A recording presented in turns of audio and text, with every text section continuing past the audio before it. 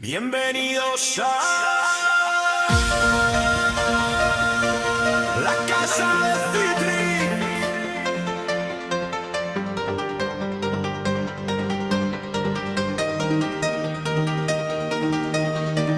Y bien, amigos, hemos llegado, hemos llegado de alguna forma vivos luego de este pronóstico para el mundial de tantos videos.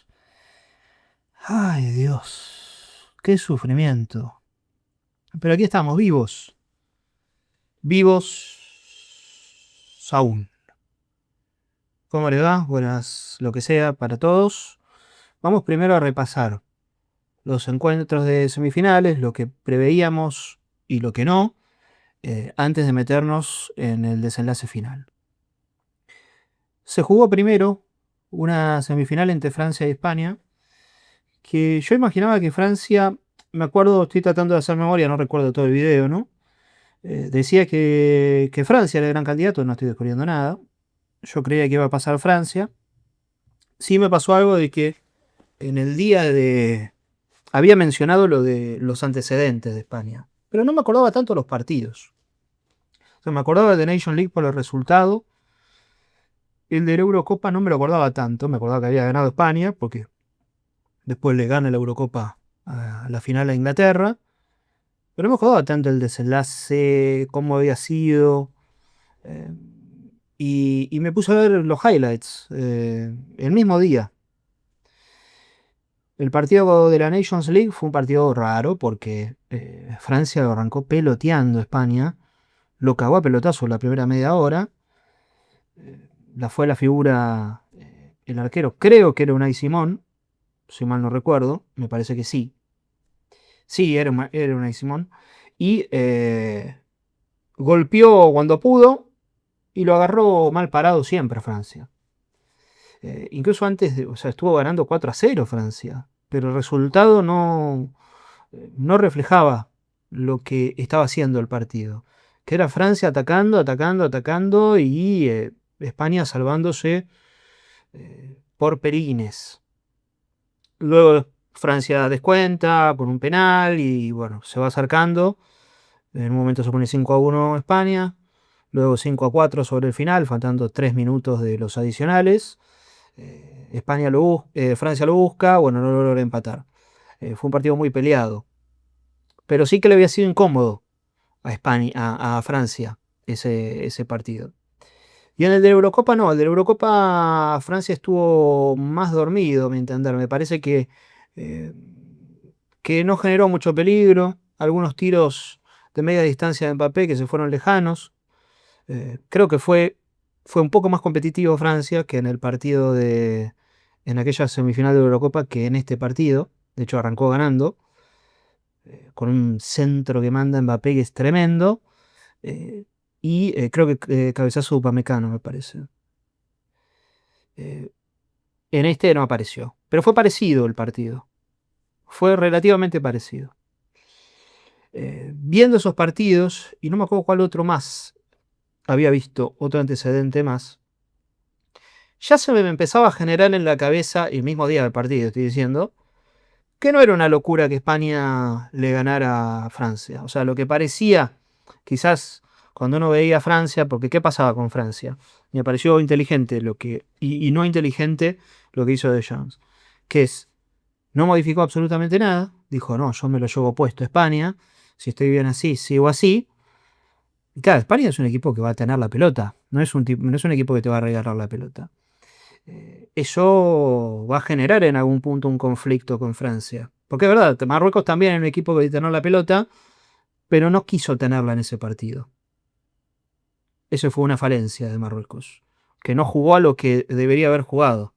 Yo creo que deben estar viendo el partido con España y deben decir, che, la verdad que si nos animábamos y poníamos otra formación, no te digo que los eliminábamos, pero lo hubiéramos hecho un buen partido. Porque Marruecos tenía herramientas, no tiene las de España, pero tenía herramientas para hacer un mejor partido que el que le hizo. Volviendo a esto, España es un equipo de tenencia. Lo sabemos todos. Yo decía, es un equipo que te duerme. Lo decimos varios eso. Este partido, pero ¿por qué? porque tiene mucho, pues una vez España-Portugal atacó relativamente poco España. Con Bélgica también, con Bélgica fue un partido peleado. Te duerme un poco España, pero en este partido no. En este partido no, porque Francia tiene otra forma de jugar, porque se para distinto al resto de los rivales, respeta menos, y eso hace que el partido se haga más abierto, por definición. La España que vimos no es una España que te duerme. O sea, la España que vimos en la semifinal es la España que vimos en la Eurocopa. La España de la Eurocopa no era una España que te dormía. España siempre tuvo esto de, o más que nada en el Mundial, del tiki-taka y demás, esto del fulbito, que a veces lo lleva a lugares donde directamente no genera situaciones de gol, como le pasó con Cabo Verde, donde se acostumbra demasiado, ¿no? Se siente demasiado cómodo en eso y cuando se da cuenta se le escapó el partido. O capaz que lo ganó, pero te duerme. En la Eurocopa no estaba jugando esa España. La Eurocopa era una España que daba miedo. Y esta semifinal la jugó de esa manera. La jugó como la España que era candidata previa al Mundial. Porque si uno ve a esta selección en este Mundial, se va a dar cuenta que España venía pasando, dejando algunas dudas. No estaba jugando mal, no estaba recibiendo goles, pero no terminaba de convencer a nadie. Portugal le llegó, Bélgica le llegó. Bélgica en un momento, incluso cuando el partido se pone 2-1, tiene el 2-2, que sale mal el arquero y manda mal el centro, ya no me acuerdo qué jugador. Entonces se le ha complicado algunos partidos. Con Uruguay, para mí este partido, el de Francia, se pareció más al de Uruguay. Porque con la diferencia de que contra Uruguay sí lo durmió al partido. Lo durmió en el sentido de que lo sobró. Que corre ese riesgo España. De que se pone en ventaja y medio que te sobra. Y en realidad no te sobra tanto. Porque estás 1-0. Uruguay se lo podía haber empatado. Acá pasa que a Uruguay no se le cayó una idea. No tuvo una idea en todo el Mundial. Una selección como Argentina, si vos le dejás tanto, le dejás la posibilidad, lo dejás vivo, y eso en la que tenga, no creo que te lo perdone. Pero España se impuso sobre Francia. Francia estuvo desconocida. Pasó algo con Francia, que es, y el otro día lo estaba pensando. Todas las selecciones campeonas tienen que tener un momento en el que reciben un golpe y se levantan. Pensemos en Argentina, campeona del mundo. El partido contra Arabia les sirvió como ejemplo de el empate de Holanda sobre la hora, cuando iba ganando 2-0 y se lo empatan 2-2. Bueno, ese es otro ejemplo de... Bueno, tuvo contratiempos. Francia no tuvo ningún contratiempo. Francia arranca ganando el partido y termina ganando el partido. Nunca se le había complicado ningún partido en el Mundial. Lo más cercano de la complicación había sido el partido con Paraguay o contra Marruecos, digo por el tiempo que tardó Francia en hacer el primer gol. Pero después ya está, no tuvo contratiempos. Bueno, en este caso, Francia, el primer contratiempo que tuvo, que es el penal a los 19 minutos, o un poquito menos, no me acuerdo ahora el reloj, pero bueno, es en los primeros 20 seguro, no se levantó más. Y si vos no te levantás, si eso no te pasó antes, porque en realidad no es que Francia esto no lo sabe hacer. Porque si uno piensa en la final del 2022, bueno, ese es un gran ejemplo de Francia levantándose con un contratiempo grande. Bueno, después no lo pudo ganar, en los penales no lo pudo ganar, pero se levantó de un 2-0 en los últimos 10 minutos, después de un 3-2. Bueno, todo eso lo pasó, pero en este mundial puntualmente no le había pasado. Y si no te pasa a tiempo, bueno, se empieza a complicar saber cómo reaccionar en ese momento, en esa instancia tan decisiva. Y más cuando ya tenés una selección que no te va a dar muchas ventajas.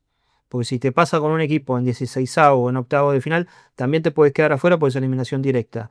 Pero probablemente tengas un rival menor enfrente que no sepa aprovechar esa ventaja. Bueno, en este caso estás con un rival de fuste, como fue España, que ganó muy bien. Y de todas formas, claro, después de ver el partido de Argentina, es difícil decir esto que voy a decir. Yo creo que es difícil, y cuando pierde Francia también. Yo creo que Francia es la mejor selección del mundo. No, vamos a corregir. Es la selección que mejor juega al fútbol hoy. es la mejor. Le pasó este contratiempo. Que bueno, sí, te quedaste afuera. O sea, la mejor selección del mundo va a ser Argentina o España. Pero entiéndase lo que digo. Es como la Francia es, bueno, sí, son los mejores. Muy difícil ganarle a Francia. Es muy difícil, sí, podés ganarle 1 de 10 y que justo ese sea en el Mundial. Pero es muy difícil ganarle a Francia. Y podés ganarle a Francia y aún así Francia seguir siendo la selección que mejor juega, que más partidos gana en cantidad, lo que fuera. Igual España está invicta hace como 38 partidos, ¿no? O sea, tiene argumentos para decir que es mejor y Argentina también los tiene. Pero en cuanto a regularidad, Francia tiene más regularidad. Ha tenido más regularidad en el juego que este último tiempo de Argentina y este último tiempo de España. Estoy hablando del tiempo específico. Pero si no ganas el Mundial, queda como una anécdota, como el huracán de Capa. Que uno dice, sí, bueno, jugaba muy bien, sí, jugaba bárbaro, pero si no coronás, bueno, es un recuerdo medio agridulce. Así que ahí se quedó Francia, sin la Eurocopa, sin la Nations League, sin el Mundial 2022 y sin este Mundial. O sea, es la mejor selección que no gana. Es una tragedia extraña, porque estás llegando lejos, porque sos competitiva, porque tenés grandes jugadores, porque desplegás buen fútbol, porque además ganaste un mundial en Rusia, porque nada, llegás, estás ahí siempre. Uno no puede negar eso y de hecho uno lo está reconociendo, yo lo estoy reconociendo. O sea, que si Argentina jugaba con Francia y me daba mucho más miedo que España. Con esto no quiero decir que la Argentina no podía ganar a Francia o quizá le terminaba siendo más fácil Francia que España, no sé, eso no lo sabemos, pero así en los pálpitos, en las sensaciones, ¿no? Son demasiados jugadores para controlar Francia. Eh, Así que pasó a España. Vamos a la siguiente semifinal, que era Argentina-Inglaterra. Yo tenía un miedo con este partido. Tuve varios miedos con este partido. El primero, el inmediato después del partido con Suiza, que es... ese fue un partido que, bueno, lo terminamos ganando, pero quedó un gusto medio amargo porque Argentina iba ganando 1-0, no reaccionaba, le empatan el partido, 120 minutos. O sea, sufrió más de la cuenta para un partido que podría haber definido antes. Esa fue la sensación general que creo que nos dejó a muchos. Si bien mostró carácter, pero también le echaron un jugador, bueno, uno le dejó algunas dudas, dejó bastantes dudas. Eh, y mi miedo era que Argentina jugara el mejor partido del mundo, que se diera, que se invirtiera lo que está sucediendo en el Mundial. Que Argentina realmente convenciera por el juego, jugara su mejor partido contra un rival que lo motiva más. Porque yo entiendo que a jugadores de la selección no voy a decir que menosprecian al rival, pero entiendo que ven, o sea, tipos que ya ganaron un Mundial, que ganaron 2 Copas Américas, que ganan todos los enfrentamientos mano a mano, ven que dice Cabo Verde y dicen, a media máquina lo paso.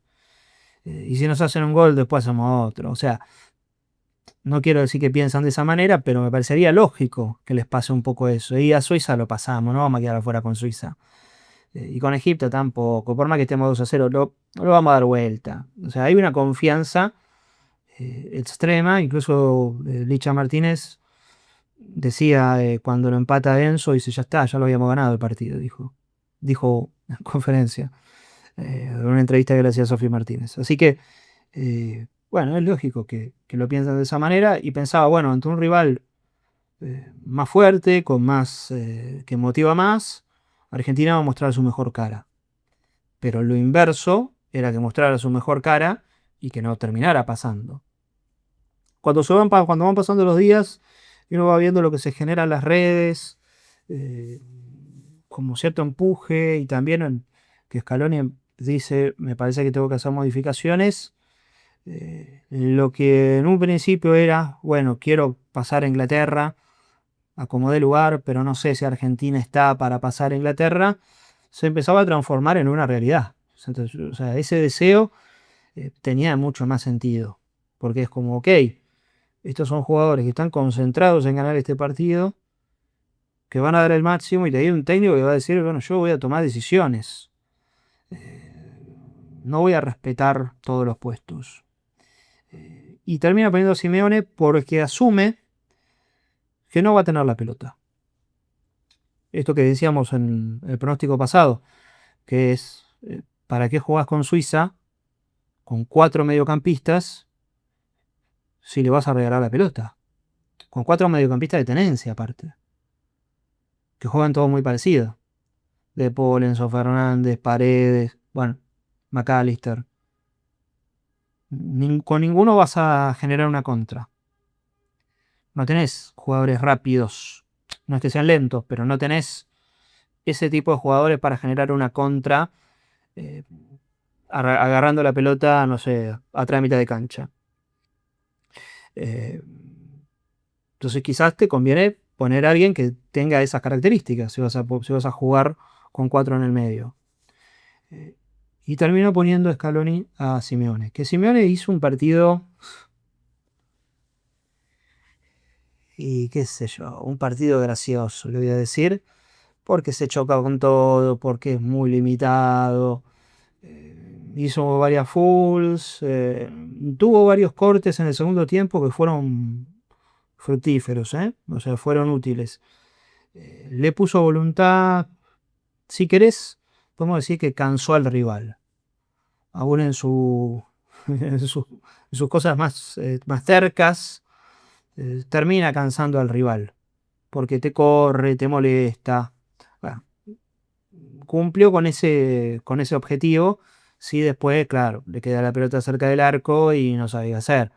Bueno, después tiene otros problemas, ¿no? Pero eh, sirvió para molestar un poco a una Inglaterra que cambió a algunos jugadores, que un poco preveía esto, Tuchel, pero creo que en el segundo tiempo decidió, bueno, una vez hecho el gol, bueno, vamos a aguantarlo como hicimos con México. Y hay un tema, querido entrenador. Argentina no es México. Está todo bien con México. México le dieron 800 minutos. 800 minutos le dieron. Habían adicionado como 13 minutos, después adicionaron 10 más para que México lo empatara y no lo empató. Y le dieron un penal que no era para que lo empatara y no lo empató. Bueno, Argentina no es México. O sea, ese partido mostró carácter de Inglaterra, ¿eh? Pero jugarle hacia Argentina, a esta Argentina, fue suicida. Fue suicida porque además hizo cambios como para que el partido, que es algo que le pasó al entrenador de Egipto, pero para mí el de Egipto tenía más sentido. Porque el entrenador de Egipto sacó a Zico cuando iba 2-0, como diciendo, bueno, el partido está terminado. Claro, llega el descuento a los 80 minutos y se quería matar, pero acá Argentina fue muy superior en el segundo tiempo Inglaterra. El primer tiempo me pareció que estaba bien el empate. Fue un primer tiempo de momentos. Hubo muy pocas situaciones de gol, por no decir nulas. Hubo un remate que ataja el Divo, pero que no era un remate peligroso. Y después hubo un tiro de afuera de Enzo Fernández. Me parece que después no hubo más nada. Sí, mucho fútbol, mucha riña, mucho partido caliente. Pero en el segundo tiempo hace un cambio que cuando lo veo digo, ¿qué pasó? Porque saca Paredes. ¿A quién pone por Paredes? Bueno, ahora no me acuerdo porque hizo un montón de cambios. O sea, Scaloni, lo que me sorprendió de hacer todos los cambios fue que no le importó el tema del alargue. No le importó, quería ganarlo en los 90. O quería mínimamente empatarlo y bueno, después vemos. Y los hizo bastante temprano a los cambios en relación a lo que los venía haciendo los cambios. Decía, Paredes para mí estaba siendo el mejor de Argentina. Con Messi también jugó muy bien, pero Messi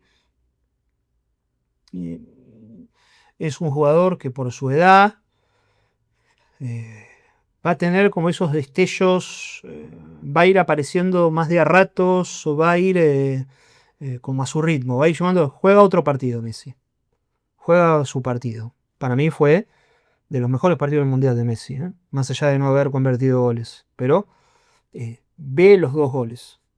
Tiene la visión del pase a Enzo para que patee y tiene la visión del centro a Lautaro Martínez. Lo ve antes. Ya está, con eso sobra. Y además de que tuvo corajeadas, tuvo voluntad. Después sí, no puede estar activo los 90 minutos por una cuestión lógica. Pero Messi fue uno de los jugadores del partido. Quizás el jugador del partido. Además del arquero de Inglaterra, que bueno, ahora quedará en una anécdota. Y Paredes se venía siendo el mejor de Argentina, como mucho más, el más regular, diría. Y yo sentía que era, bueno, si querés sacar a alguien, era sacar a McAllister, no a Enzo Fernández. Que Enzo Fernández estaba jugando muy bien. Creo que cuando lo pone a Enzo de 5, también asume que Inglaterra no va a atacar más. Inglaterra no daba la sensación de que me metiera el segundo. O sea, uno no tenía miedo de que Inglaterra metiera el segundo.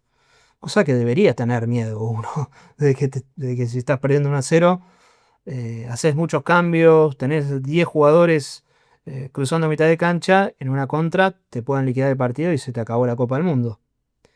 Y eso Scaloni lo vio y prefirió poner a Enzo de 5 y la verdad que rindió muy bien. Después, si Enzo de entrada ahora vale, para mí no. Para mí no, porque incluso el gol que hace lo hace casi en posición o sea, hace un gol que no hace habitualmente un 5, lo hace en posición de enganche casi. Eso de entrada no lo vas a hacer porque España no va a estar parado ahí. O sea, ese gol lo podría haber hecho Enzo estando ubicado en el mismo lugar donde se ubica comúnmente. Y bueno, así podemos seguir teorizando sobre cómo puede ser el equipo para la final. Pero lo cierto es que Argentina fue vencedora ampliamente de Inglaterra. Yo tenía seguridad de que Argentina lo iba a empatar. Pero igual, lo van pasando los minutos, se va acercando la hora y te empezás a poner nervioso. Sobre todo cuando empezás a tener posibilidades donde el arquero es la figura. Y cada vez van pasando más cerca y decís, me parece. Pero tenía fe porque además, ahora con el tiempo adicional, podés decir, el minuto 80 no te asusta tanto. Porque el minuto 80 en realidad significa que quedan 20 minutos. Y bueno, Argentina logró darlo vuelta en ese tiempo. Una alegría tremenda. Yo había visto el partido, quizás después haga review. El partido de la película. El mismo día. Cuando hace el gol Lautaro, me pasó algo tremendo. Que es, ¿vieron que los jugadores se sacan la remera? Yo nunca había entendido lo de los jugadores sacándose la remera. Nunca. Siempre me pasó esto de, ¿para qué te sacas la remera si te van a molestar? ¿Qué haces? ¿Qué querés hacer? ¿Por qué haces eso? Y yo he jugado al fútbol y nunca me ha pasado de hacer un gol. Me ha pasado de hacer goles, obviamente no estamos comparando, ¿no? Pero me ha pasado de hacer goles agónicos en partidos donde la cosa estaba caliente, con árbitro y todo, o sea, torneos y demás. Y nunca se me ocurrió por la cabeza hacer un gol y sacarme la camiseta. Y como hincha, tampoco se me pasó por la cabeza, en un grito de un gol, sacarme la camiseta. Siempre me pasa de que cuando grito gol, y lo grito desaforadamente, que no me pasa tanto tampoco. Golpeo algo, o sea, golpeo la cama, o golpeo la puerta de descarga, ¿viste? Pero acá tenía el buzo y tenía la remera y me saqué el buzo y la remera. Y ahí finalmente entendí por qué lo hacen los jugadores. Porque es algo que no lo puedo explicar. Lo sentí en el cuerpo que tenía que hacerlo. Y claro, tiene que ver con la descarga también. Así como, bueno, uno golpea algo. Es la descarga, o sea, te estás sacando algo. ¿No? Estabas con mucho peso. Bueno, haces el segundo gol, te sacás todo. Me pareció anecdótico, una curiosidad, pero como nunca me había sucedido, acá lo estamos contando. Respecto a la final, Argentina-España, y obviamente, pues tío, pues que iré por la Argentina, tío. Pues que lo tiene a Lionel Andrés Messi. Y pues que no, pues que es un pepinazo, tío. Y obviamente iré por Argentina. Se sobreentiende eso. Viendo el partido con Inglaterra, le tengo muchísima fe a Argentina. O sea, siempre le tengo fe a Argentina, pero más aún en los partidos chivos. Porque pensemos que es una selección que se hizo fuerte a partir de ganarle una Copa América a Brasil en el Maracaná. Entonces, arrancando ahí, bueno, vos ya sabés que es una selección que se agranda cuando aparecen las difíciles. Como todo, creo que va a ser un partido parejo, dificultoso. No me animo a tirar ningún resultado, porque además, a mí, si bien acá estamos jugando a pronósticos, el pronóstico real que yo puedo dar tampoco es tan importante, ¿no? El pronóstico real que yo puedo dar, pero el más cercano al real, yo lo puedo dar cuando veo los 11 de los dos equipos. Y ahí te digo, mirá, porque hay muchos partidos que yo dije, acá pasa tal y tal, y después el mismo día veo los 11 de un lado y del otro y digo, cuando yo veo los 11 de Marruecos, digo, no le puede ganar a Francia. Incluso lo tuiteé, lo puse en Twitter, no, con este 11 no. Yo estaba emocionado y todo, pero mirá el equipo que pusiste, hermano. Y obviamente yo le tengo fe a Argentina, pero si después sale con el Dibu de 9 y no, está bien, obviamente no va a pasar eso, pero veremos qué sucede. El partido del tercer y cuarto puesto. Inglaterra-Francia. Yo creo que gana Francia. Me gustaría un partido de alargue. Un partido de alargue. Vieron que a veces los partidos del tercer y cuarto puesto hay penales, hay muchos goles. Esto es algo que ya pronostico. Muchos goles en Inglaterra-Francia. Muchos, 7 goles. Un 4-3. De 6 goles para arriba. Los partidos de tercer o cuarto puesto suelen tener muchos goles. Porque ya juegan como, bueno, ya está, me chupa un huevo todo.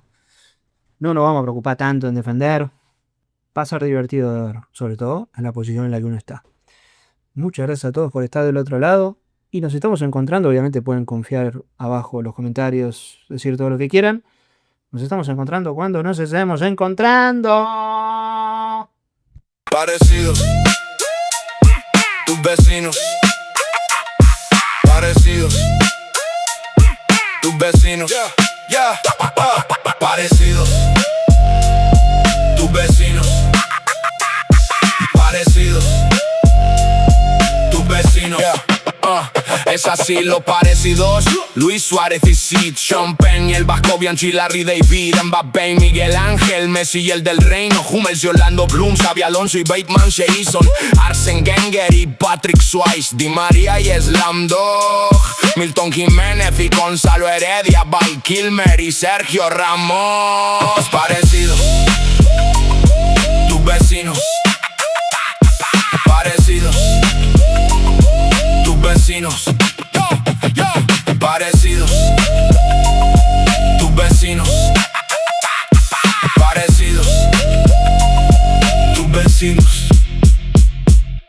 Espera un poquito, esto no terminó aún. Podés entrar en www.cafecito.app/crítico y cítrico 2 y podés dejarme un cafecito y yo te paso una clase. Vos podés elegir la clase de cine. Tenemos clases de lenguaje cinematográfico 1 y 2, análisis de cine para aprender a analizar películas, guión de cine para aprender a guionar películas, cine de terror para conocer un poco más sobre los tropos de ese género, escritura de humor para aprender a escribir comedia, todo esto humildemente, por supuesto, son clases. Y además clases específicas de Quentin Tarantino, Split, Phantom Thread, Misántropo, clases de películas, Midnight in Paris de Woody Allen, Fresas Salvajes de Berman, Blue Steel de Catherine Bigelow, Relatos Salvajes de Damián Cifrón, El pájaro de las plumas de cristal, Dark Glasses de Darío Argento, The Shining, Taxi Driver, Toro Salvaje, Halloween, Carrie, Dress to Kill, Licorice Pizza, Titan, La lista de Schindler, Psycho, The Greatest Showman, Curb Your Enthusiasm y Seinfeld. Cada vez que dejas un cafecito, dejas tu Gmail y la clase que querés y la recibís en el día. Si dejas 2 cafecitos, recibís 2 clases y así, y así, y así. Cada clase que dejas es un agradecimiento además al canal, es un agradecimiento además al esfuerzo que uno hace, pero mi retribución es entregarles una clase como corresponde.